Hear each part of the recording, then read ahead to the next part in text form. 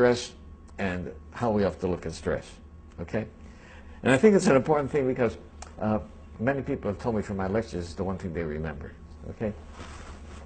I was sitting in a dentist's office and looked at an article that said, "How do lobsters grow?" Well, I don't care how lobsters grow. But I was interested in it. And it points out that a lobster is a soft, mushy animal that lives inside of a rigid shell. That rigid shell does not expand. Well, how can the lobster grow? Well, as the lobster grows, that shell becomes very confining.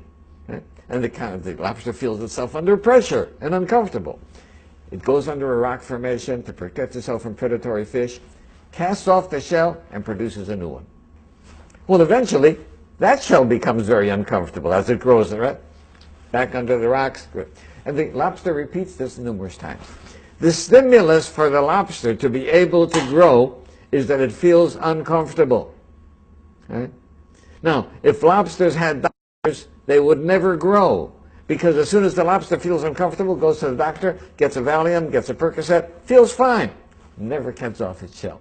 So I think that we have to realize that times of stress are also times that are signals for growth. And if we use adversity properly, we can grow through adversity.